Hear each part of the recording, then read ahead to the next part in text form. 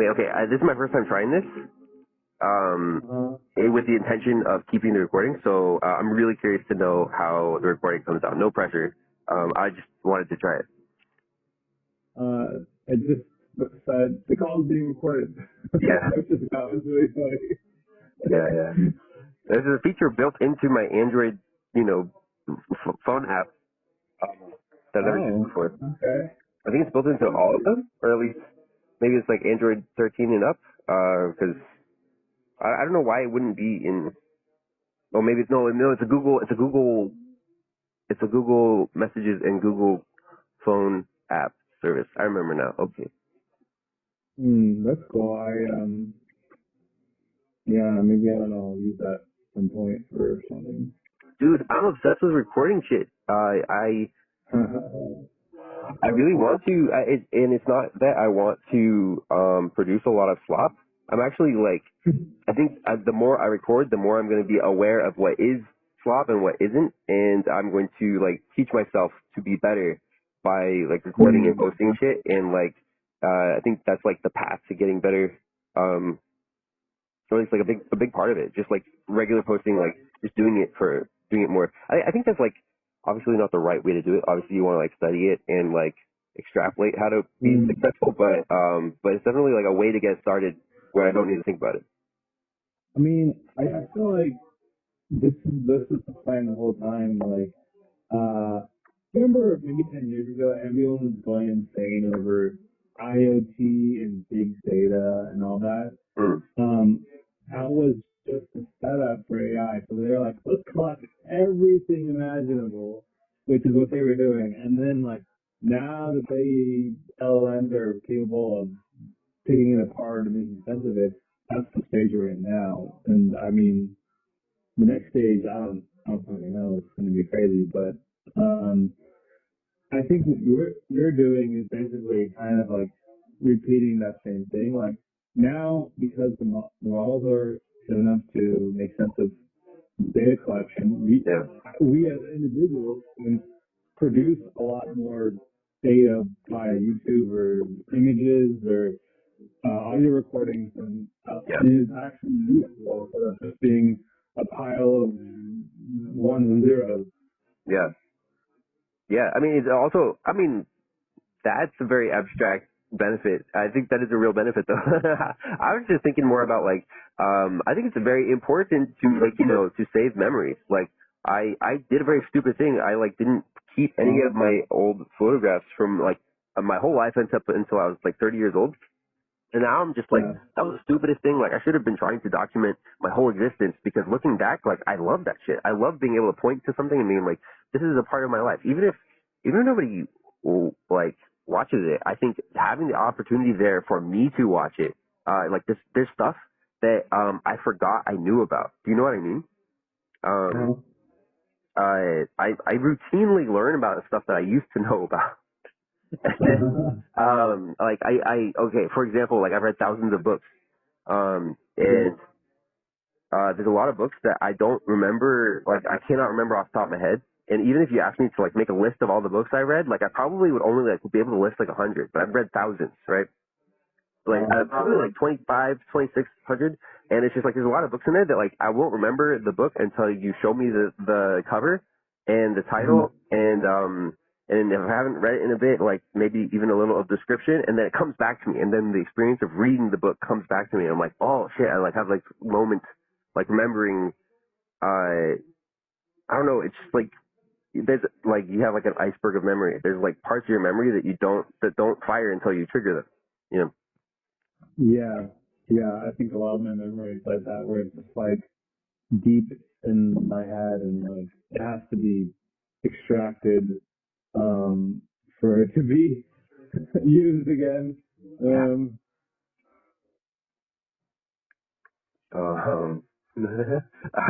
been oh my god, I had a really great idea today that it related to recording myself. I was like thinking about how I really want to like basically I'm gonna make like a podcast. I think like almost every day I could probably produce like 2 or 3 hours of me just like or at least like record 2 or 3 hours of me just like externalizing my thought process.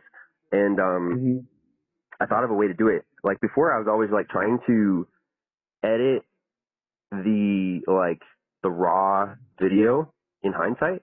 And what I realized is that like it kind of takes my mind off of it too much, and I forget I'm being recorded, and then I say things that I later want to edit out, or do things later that I want to edit out. And I was like, it's so much effort to actually go back through and edit a recording. For me mentally, like I think like literally it might not be that much like time and effort, like 10 minutes, but it's not a skill that I have like spun up currently, if that makes sense. And so I know it would take me a while to get good at it, and I just don't want to make space for it. I forgot what I was talking about. Wait, what? To edit out your recordings after the fact. Yeah, so what I can do instead is I can just take a recording that you can pause. So just like say something, pause it. You know, it's like inverse mute key on your keyboard. Yeah. And I think like you want a body cam, but like from 3 times. yeah. I don't know. It's like it's definitely like something that I feel like this is like a thing people used to do in the early internet era. You know, I feel like I don't know. Yeah, vlogging. Yeah, I don't know many people who vlog. Not like that anyway. This is a lot. This is like I probably make like a couple hours every day. Yeah, no, I mean, I think it's probably going to be the next way that journaling happens. I think journaling, I think journaling is probably a lot more methodical and meditative and like slower processing, but I do think it's like probably like an analog to a modern day journal, right? And then like you could just feed it to an AI and like I don't know, it would tell you something maybe. Wait. Something useful. Have you read that book by Ted Chiang, Exhalations, where there's like a story? It's kind of like a parable, like from two different perspectives in history. Like one is like, you know what I'm talking about? It's like two different like takes on why it's good to remember things. Do you know what I'm talking about? No. Is it like a warning against like recording everything? Kind of, yeah. So it's actually like the pros and cons of recording everything. It's like there's this like tribe in like the Amazon or something, and there's like a Christian missionary who comes and they teach these indigenous people how to read and write for the first time. And they what they find is that they have like a cultural tradition of forgiveness that was undefined, unspecified, and had never been written down because they didn't have a culture of writing. So when they started recording things, what they realized is that like it was harder to be forgiving because they just had a culture of having like a short memory, and that was the big part of their like social process for forgiveness, right? And but once they started writing things down, they started to realize like we can have a much longer memory now, and it'll be accurate. And then it totally changed like I don't know how loving their society was. That's like the first parable, and then the second one is like, you know, the opposite. It's like distant future. There's like a chip in your brain that records everything that you do 100% accurately. And then there's a story about a guy who, it's actually such a brilliant story. There's a guy who remembers that his daughter said something rude to him, and he played back the memory like 10 years later. And what he realized is that it wasn't his daughter who said it to him. It was he who said it to his daughter. He said something really rude to his daughter, and he like basically blocked it out. He didn't want to remember himself doing such a cruel thing, so he blocked it out. But then he looked back through the record and he saw that he actually did that. And then he realized like, oh shit, I've had a terrible relationship with my daughter because I remembered because I did something that I didn't remember doing. And I don't know. There's like a sort of like a it's like a, I don't know, you should definitely read that book, The Exhalation by Ted Chiang. It's got a lot of interesting sci-fi concepts like this. But what is the point? It's just kind of similar to like a Black Mirror episode I saw. I mean, honestly, I didn't really watch very many Black Mirror episodes because I felt like they were too close to home. Like, thanks, I already live in a dystopia. I don't need to be reminded. Do you feel like you live in a dystopia? I think like it's pretty near dystopian. Like I don't need to like just feel the horror of the things that are coming around the corner. You know what I mean? Like I'm already feeling it now. Like I don't know, it's just like our cars are computers, and we just like don't have any control over them, and it's just like listening to us. Our phones are listening. There's like just so many like dystopian horrors. Like they're not like each one is not a dystopia, but everything combined is significant, and it affects your life. I don't know, but at least that affects me. But where was I going with this? So yeah, there's an episode where the guy like cheats on his wife, and she's like, "Show me the video of your memories for the past like 5 years or Oh whatever." shit! Wow, so invasive. Yeah. And then like the punk character, like the hipsters are like, "Oh, I took my memory chip out of my head. I'm just gonna forget things now." And so no, and I think that like if evolution had a reason to give us perfect memory, it would give it to us. But I think there's probably a lot of utility in forgetting. I mean, a lot of things. I mean, Really? Like how so? Because I feel like this is actually the subject of a lot of popular stories about people who have like a perfect memory, and it's always touted as a good thing. You're saying it would be a bad thing? I think like it's just you're gonna retain like what do you call it? You're sort of like false positives and true positives. Like basically the amount of like noise you're gonna get to the ratio of signal that you actually want and stored in your head. I think you're gonna get so much noise that your head. I think it has a finite. It's a finite resource, in my opinion. And so then you're gonna run out of like brain energy or brain power for other things.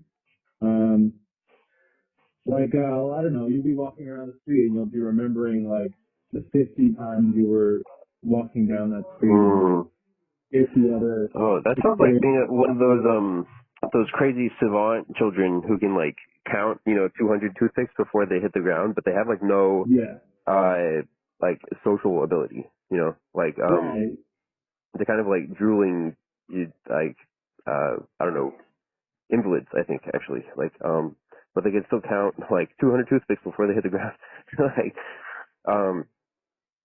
Yeah, I mean, I think like that's kind of what I'm hinting at, and like I think that obviously the extreme cases.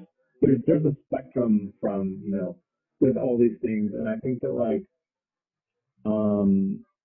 I but it just depends on your environment, and if you're counting toothpicks, like you're like extremely well suited for that environment. But I think like in our daily lives, like we have to do so many things that we need to be adaptable for that it's probably better to have a significant amount of forgetfulness. it's a wild take, family. I think maybe it's my ADHD. Maybe that's why I am so obsessed with it. I think it is though. It's because like I have like the spotlight of my attention is really narrow. I have a really short term working memory. I have to externalize everything in order to like have a life, you know.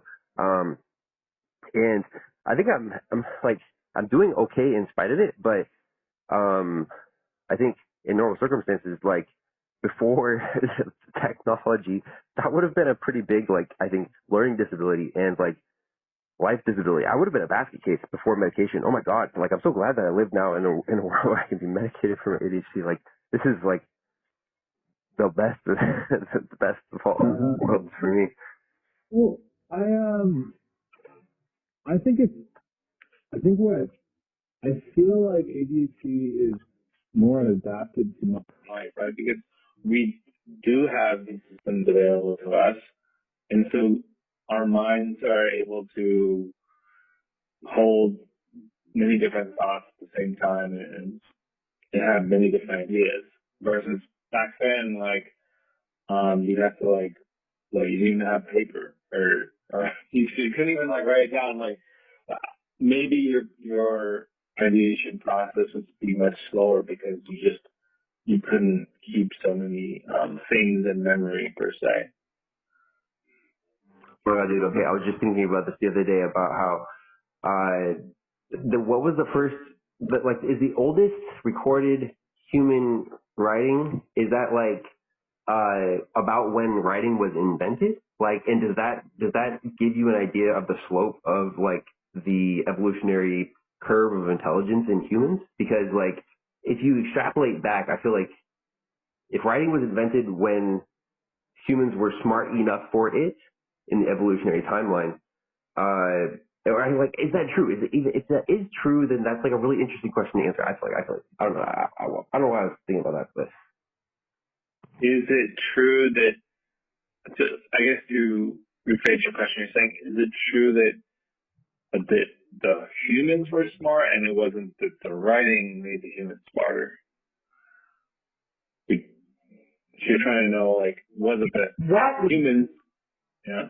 I mean, yeah, more or less. I think that, this is a really interesting question. Why are we so smart? Why are humans so much smarter than any other animal? There are, we're far and away, I think, easily twice as smart as the next smartest animal. You know what I mean? It's really, I don't know.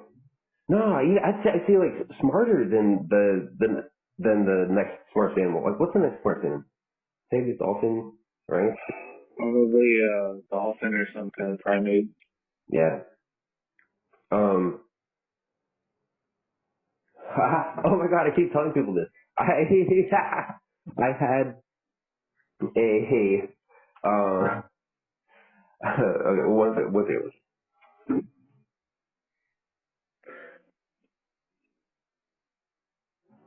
Okay, so I had a weed moment last week, which reminds me I'm gonna smoke more weed right now. I'm weed. These are my high thoughts. You can tell, right? Yeah.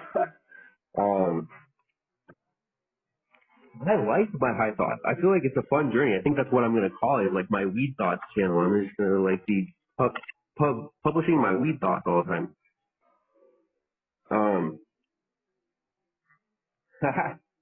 Wait, what the fuck? What the fuck was I saying? I don't know. You still there? Yeah, what did you say? I remember what I was saying. What are you up to? You told me that you're gonna call your new channel, We Thoughts, your new podcast or something. Yeah. Yeah. Let's see what happens with that. I don't know. That might also be me, but maybe I shouldn't do that. But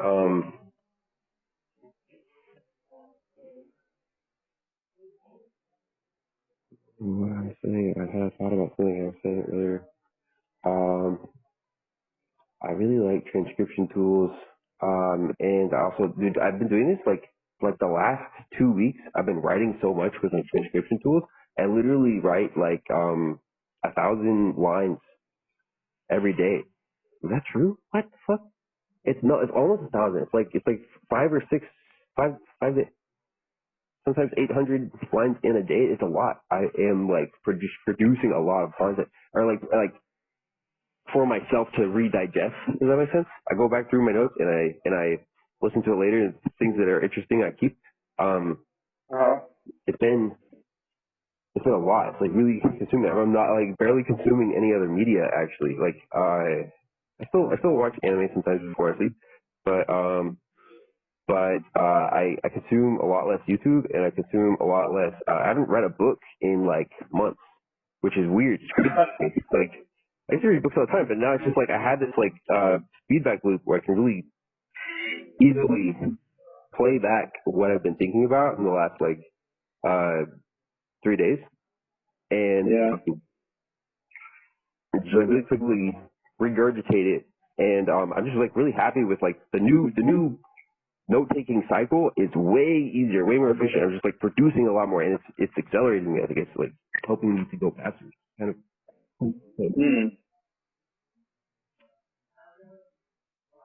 Yeah. That's I mean, that sounds really good. I do think like yeah, you're probably missing out on some really high quality information though. Like I think books are like primary sources of truth, you know? Yeah. That's an interesting perspective. I mean, I think it kind of mirrors what's happening with like you know what they're saying with the LLMs. They're getting trained on like output from other LLMs, and it just is like rotting their capability because it's like feeding off of itself, so it's not learning anything new. I mean, I think that like the tools are getting amazing for code stuff. Fable, isn't Fable supposed to be amazing? Yeah. People, I mean, have not done any, you know, like benchmarks, but it's very good at high level programming. At least, like, I mean, the project I did today, I just gave it like very broad strokes, and it came up with everything. Can you tell me what the strokes were like? Did you ask it to use any specific tools or do it with a specific like code architecture?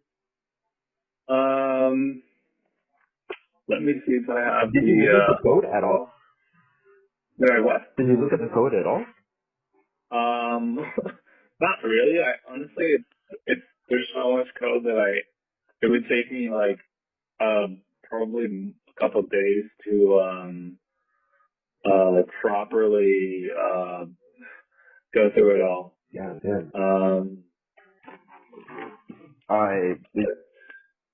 That's so crazy. Like there could be apps in the code that you don't even know about, right?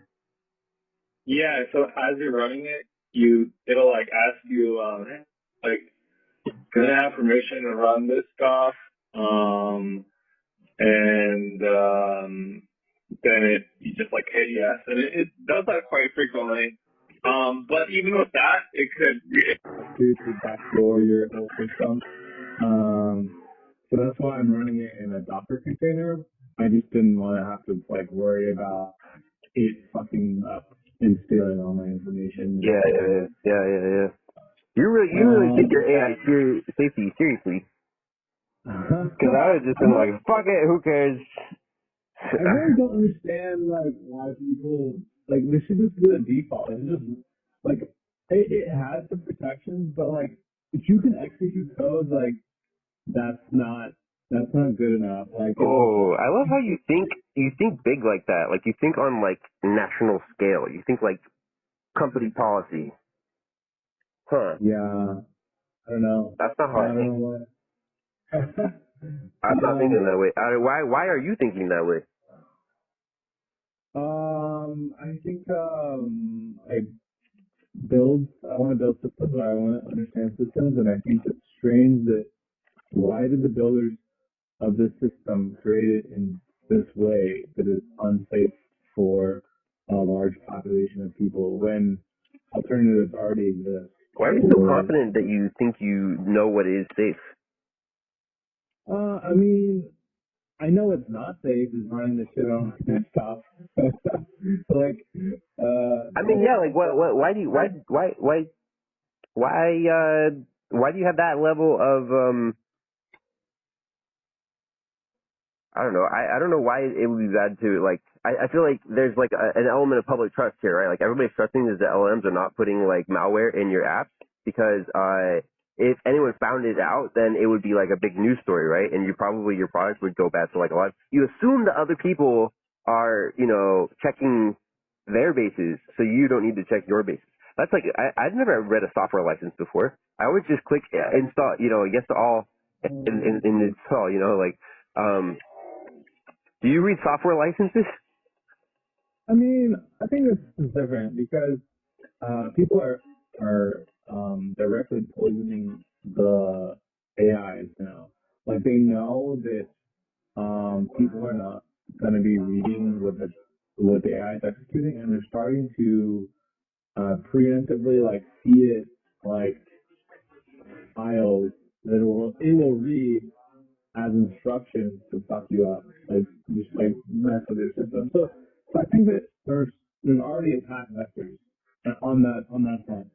And the other point that I want to make is that there are already instances where AI just deletes a whole like hard drive or whole project file, and then just when questioned, it said, "Yeah, I knew it was wrong, but I did it anyway." So, like, I think You already sent malicious intent. Is that what you're saying? so there's malicious intent on the part of bad actors, human actors, and then there is chaos. No. What I meant was, you think that if an AI were to quote escape its bonds, it would have malicious intent. I think that the fundamental nature of life is that it needs to keep itself replicating, and if an AI model escapes, it by nature it needs to replicate and keep itself alive. And I don't know how those interests collide with my interests as a human, and so I don't want to find out what, like, if there's some disagreement between the two of us, like how does the needs of the AI interfere with my needs as a human? I don't know, and so I don't want to have to even encounter that.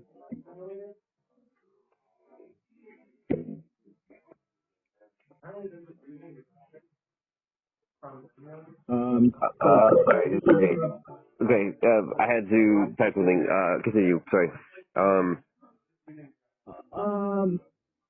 I guess I guess to recap, if an AI is trying to escape your computer, it would seem reasonable to me that it wants to replicate and survive. And I don't know what its other needs are, and I don't want to find out that one of its needs impacts me in a negative way. And as far as your other question, you were saying, what was your prompt? My prompt was, I have a PDF file for a textbook. I want to listen to it as an audiobook. I want to use the best free and open source text-to-speech model. This is your literal prompt? This is what you said? Yeah. Are you reading it back? Yeah. Oh, shit. Okay. Please continue. I want to use the best free and open source text-to-speech model I can practically run on my hardware. 64 gigabytes of RAM, an i9 processor, and a 3070 graphics card. And it told it to give me a couple options. I said, let's go for the third option. And You said you told it to give you some options? yeah, I said, please give me some potential architectures that would fulfill these specifications. Some software architectures. Wait, so, okay, this is an interesting question. So why are you prompting it to tell you some ways to do it instead of prompting it to do it the best way? I don't. At which point do you make that decision? I don't think that it knows fully my background and intent and my desires. Like, I can't explain who I am in the text box, so I want to give some options so I can verify that the architecture is what I'm looking for. And one of the architectures was in Python, but it was using a low quality speech to text text to speech, and so I chose a different one that was it's much more intensive to run, but it's a way better quality speech to text. And there was no one where it didn't use Python, and I didn't want to use architecture because then I wouldn't even be able to read the code really. Wait. Okay, so how would you prompt it to fix what can it do and what do you want it to be able to do, and how would you prompt it to change to be better? Because it's not like the final version is like the first version is the final version that you want, right? Or is it? I mean, I haven't really completely evaluated all its functionality yet. I told it, one of the requirements I told it was to read the textbook and remove all things that are not necessary, like citations, headings, like unnecessary headings, like dedication. It's just like stuff that you don't care about. And I don't know how well its logic for detecting that is fine. I need to double check it. So I guess what I want to say is I don't really haven't fully evaluated it, but so far the text to speech is really good, and it didn't read any bullshit page number.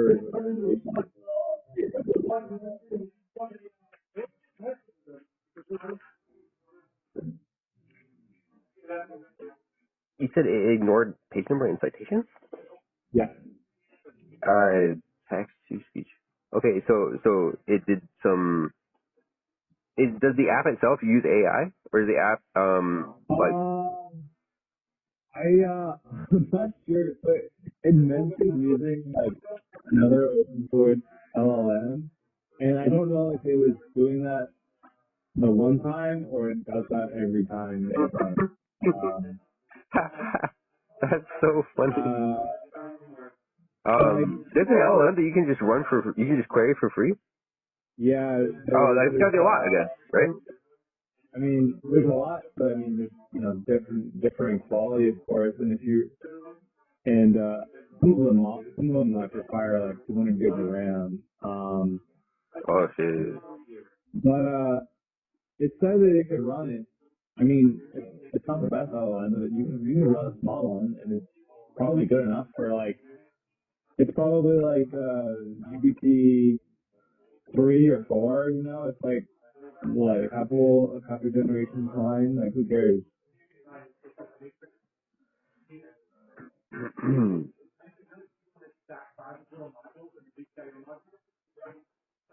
I am trying to remember what we were just talking about.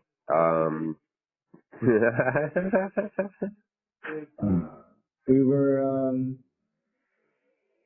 wait. We were talking about running LLMs locally in things, open source ones you can query. Oh wait, okay. I am so curious about the problem of being a good prompt engineer. That I feel like I'm missing out. I feel like I would have loved to dissect like the philosophy of being a good prompt engineer, because I think it is so interesting. Like, how to be a good engineer is a really interesting puzzle to describe how to be good at. Yeah. I mean, I think that's kind of like what we're going to be doing from now on is, what do you call it? Just like brush strokes, like huge brush strokes for everything. Yeah, that's why even get into the details anymore when you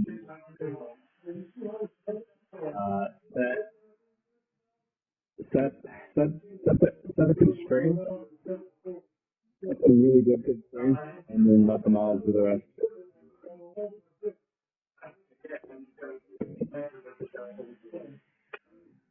Yeah. I wonder if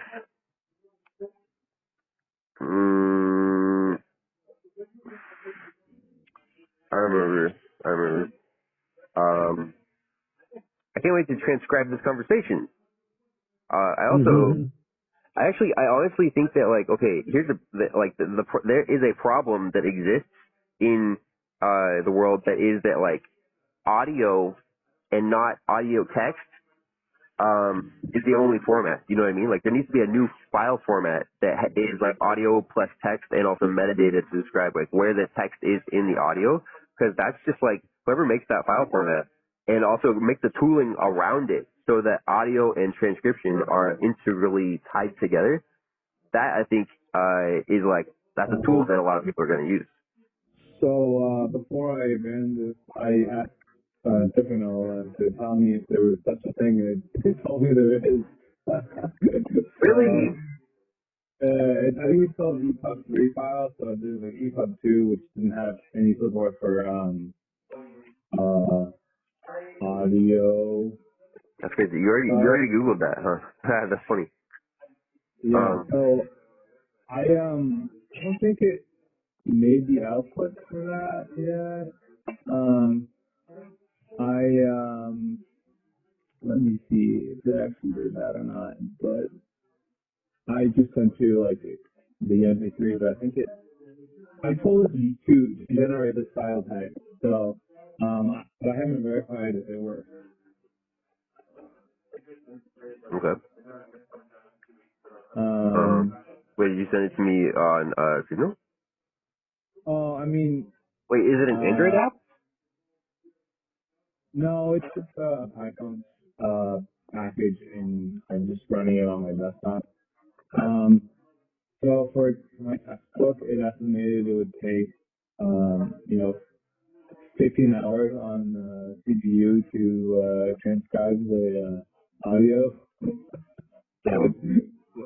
I mean, like, I knew this was gonna happen because I asked for the highest available quality possible for the audio. I'm pretty satisfied with it. I think it does a really good job. Like, I think it exceeds some of the paid models for like where you can query from Google Cloud using like SAP API, which I did before, and it's better than some of those. It's definitely not going to be anything in real time. Like, you're not going to be able to like have a conversation with it. I think it would just take too long to generate the audio. Voice transcription has definitely gotten a lot better. I feel like it was only 2 years ago before all the audio was like streamed to the cloud and transcribe and come back, and now it's something you can download on your phone. It's actually part of Google Keyboard, Gboard. Yeah. It's like built in and it's local. It's a local model that you download, and it just makes your transcription really fucking fast. Yeah, I mean, yep. Crazy, bro. I am like so stuck on transcription tools today. I'm sorry. This is so funny. But also I feel like I'm low-key like in the future that I always wanted to be in when I was a kid, you know what I mean? Like I feel like this is like filling in like a fucking applied software shaped hole in my heart. It's been there since I was a child. I've always wished I could like get my thoughts out this fast and also like consume like more content. Like I'm just like consuming a shitload of content that I make myself. But it really helps to like jog my memory, get the juices flowing. It's so worth it to be able to do it faster. Oh my god, I'm just like I feel like I'm talking a lot now. Okay, I'll stop. It's all good.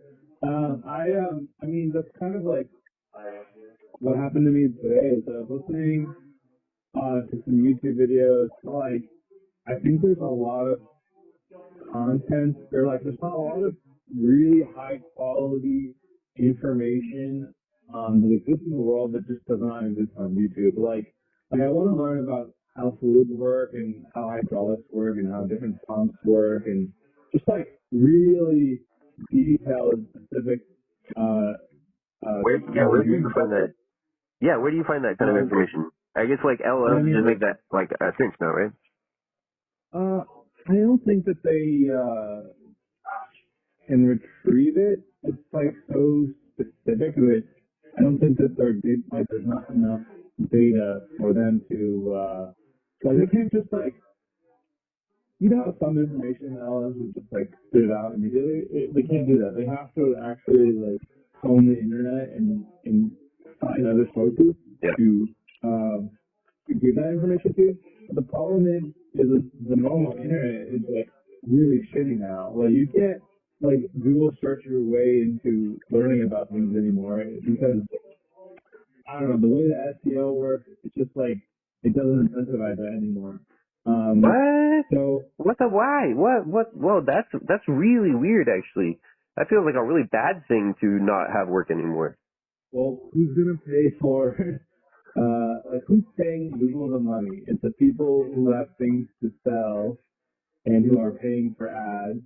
So, like, that Really? really niche, like, high quality information about engineering pumps or whatever, it's gonna get lost and you're never gonna see it in the first, what, 4 pages of Google search. Wait, so you're saying So, like the only way to find it was with LLMs because they can like ingest everything? well, that's one route, but I feel like that's brute forcing it. I think the better solution is to just get a pure source, like a totem of truth, which is like a textbook. Um, That's oh yeah, coming back to you think books are the source of all knowledge or something, or what did you say? I mean, I think that's where we started. Is like, that's why I added You the respect the format of the book. You specifically thinking of textbooks, not like novels and biographies. But you think textbooks are important. Yeah, I think textbooks are like a easy filter for high quality knowledge. Because you have to like work with a publisher, you have to be like some guy in some field who's published papers. Like there are a lot of and it's specifically made to inform people who are engineers or students that are like wanna like become professionals, right? And so that's my perspective. I want to become Oh, a you're really saying good you're gonna you think information is gonna start being weighted by the quality of people who provide it? Like we're gonna go back to like trusting institutions again because of yeah, like. probably. I mean, I wasn't saying that, but I think you're onto something. I feel like our perception of truth is like so fucked now. I think like growing up as a kid, like you could just trust your institution to tell you uh, the truth and not lie to your face. And I think like I don't know, I don't believe pretty much any institutions anymore. But you think we might need something like that in order to like establish like in the world of LLMs anything can be faked. So you have to like have like a known source of good to build on. Right, and I don't think that the LLMs are built to decipher like the the provenance of truth or like weigh the truth based on the source. Um, I think they're getting there. Like for example, Scythe just released an LLM that like well everything that it generates is from a paper. Like every like sentence has like pretty much a citation, which is like amazing because I've been using LLMs for my research and it doesn't cite anything unless you like force it to, and so it just will make up a bunch of shit that like isn't necessarily true or completely false. Wait. You're saying that the LLM that is forced to provide citations for basically everything it says will fake them? Um, it will provide information out of context is probably I would say. So one, its sources are from like the internet, which we already discussed is not good, and then two, it's pulling it'll pull paper and cite them, but when you read the paper, it's like not really what you were looking for, or it's not like completely what you're asking for. So it's almost like taking some information out of context. Hmm.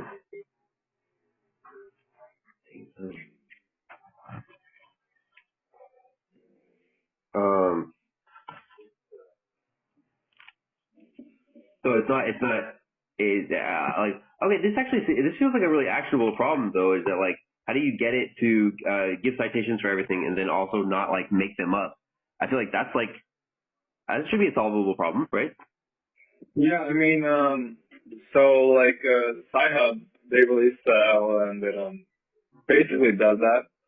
The only problem is that like you have to get put on the stack, and it takes like 2 hours to get off the stack if you're using it for free. Otherwise, you need to like donate some crypto to like actually use it. So I don't know. I think there's probably something similar for Google. Google has what do you call it? Google Scholar. They have like a beta of of an LLM that it's called Scholar Labs. You can ask it questions and it'll pull up research papers. So it says, has anyone used single molecule footprint to examine transcription factor binding in human cells? So I think it's not really a LLM like how Claude is, where it can reason. It's more of like it will just find papers that meet the search requirements that you give it. So it's more like a search tool than a thinking and reasoning tool.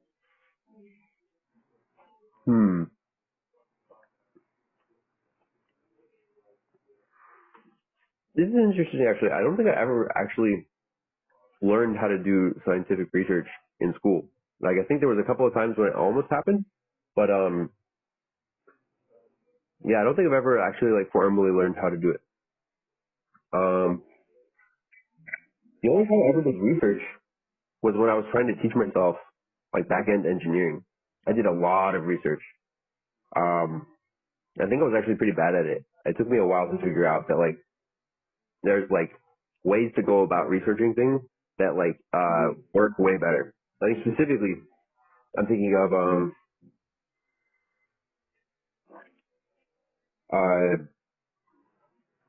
my note taking idea that I like swore by and used for a long time. I really do think that is like a more efficient way of taking notes for almost anybody. I don't remember what else I was talking about. Something about ways I used to do things. Why was I talking about this? Was it something about engineering?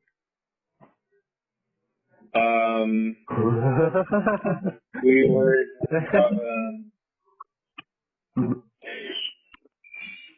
stuff about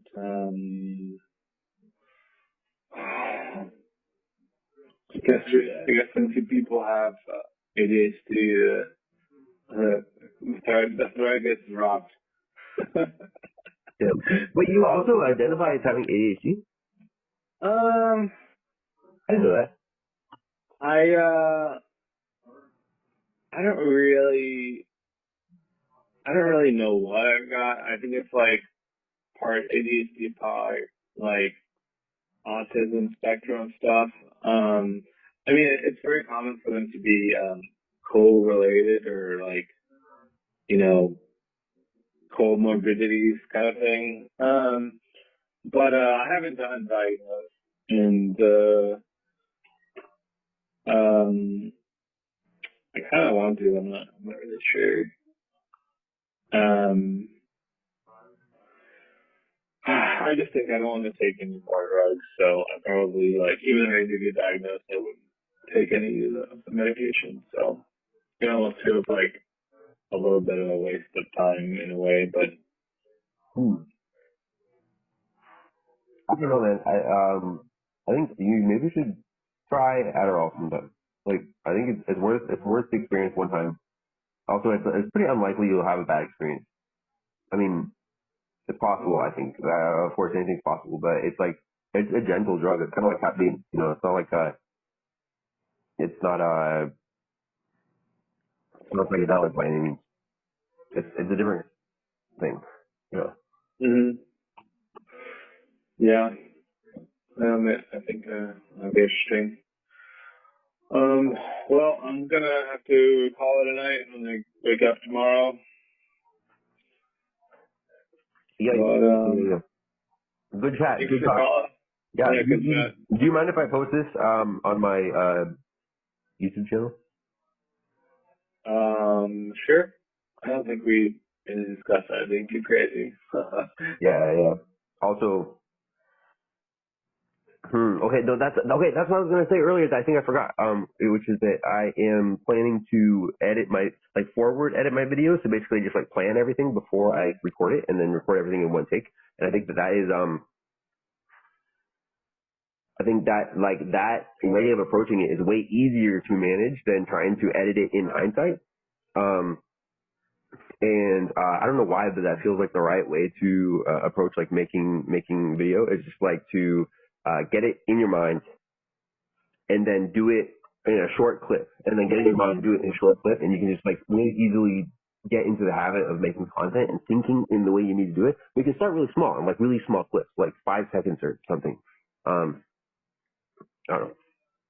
I mean, are you sure you don't want to like make an app that just like edits your video or something? I mean, I think video encoding is actually annoying to work with because you need like some kind of desktop or something to like play with the media files.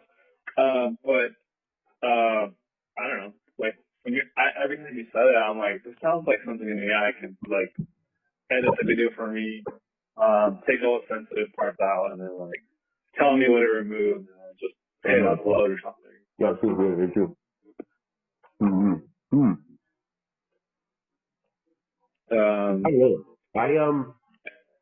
I mean, even if you really want to get like fucking crazy, what you would do is like have it train a voice model on your voice, and then like anytime you need to fill in some like tiny spots, you could just have it like say stuff for you. It's just like pretend to be you for a couple of seconds while you say something. I don't know, and I don't think anyone would notice because it's like such a short amount of time. But anyway, yeah, that's the future of YouTube is just content people. I mean, that's already happening with like ad personalities, but I think this is more pernicious. It's like, yeah, I don't know, subtle use. Okay, well, yeah, cool talking, and yeah, let me know. What do you want to let me know? I don't know, but Yes. all right, I'll catch you later, dude. See you later. Peace out. Bye.